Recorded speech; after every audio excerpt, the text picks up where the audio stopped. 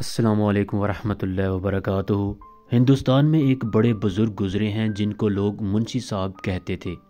ایک مرتبہ ایک گاؤں سے گزر رہے تھے کہ گاؤں کے لوگ جمع ہیں اور سامنے کسی آدمی کا جنازہ رکھا ہے۔ منشی صاحب وہیں کھڑے ہو گئے۔ لوگوں نے کہا، منشی صاحب آپ جنازہ پڑھائیں۔ منشی صاحب نے کہا، میں نہیں پڑھاتا۔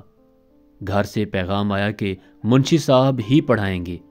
لوگوں نے اس آدمی کی بیوی سے پوچھا کہ منشی صاحب کا نام تم نے کیوں لیا؟ تو اس نے کہا، یہ آدمی جو فوت ہوا ہے اس نے فوت ہونے سے پہلے کہا تھا کہ میرا جنازہ منشی صاحب پڑھائیں۔ لوگوں نے کہا کہ آج اتفاق سے آئے ہوئے ہیں، تو انہوں نے کہا کہ ہماری بات پوری ہو گئی۔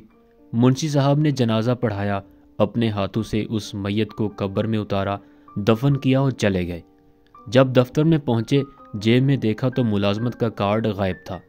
خیال آیا کہ جب میں نے اس بزرگ کو قبر میں اتارا تو وہ کارڈ بھی قبر میں گر گیا۔ ملازمت کا مسئلہ تھا۔ اسی وقت واپس آئے، گاؤں کے لوگوں کو جمع کیا اور کہا کہ انہیں ابھی ابھی دفن کیا ہے، میری ملازمت کا مسئلہ ہے، تھوڑا سا مٹی کو ہٹاؤ تاکہ میں اپنا کارڈ اٹھا لوں۔ سب لوگ جمع ہو گئے۔ انہوں نے کہا کہ منشی صاحب بڑے اللہ والے ہیں، کوئی بات نہیں۔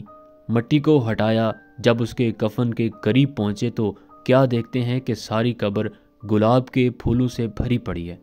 منشی صاحب کو اپنی ملازمت بھول گئی۔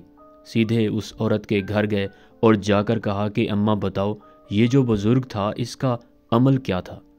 بوڑھی عورت نے عجیب بات کہی۔ اس نے کہا، یہ تو ان پڑھ تھا، زبانی اس نے چند صورتیں یاد کر رکھی تھیں، لیکن لکھنا آتا تھا نہ پڑھنا۔ مجھے اس کے نکاح میں آئے 45 سال ہو گئے ہیں۔ ایک کام یہ روزانہ کرتا تھا کہ جب صبح کی نماز پڑھ کر فارغ ہو جاتا تو قرآن سامنے رکھ لیتا اور اس کی سطروں پر انگلی رکھ کر کہتا، اے اللہ، تو نے یہ بھی سچ کہا، یہ بھی سچ کہا، یہ بھی سچ کہا۔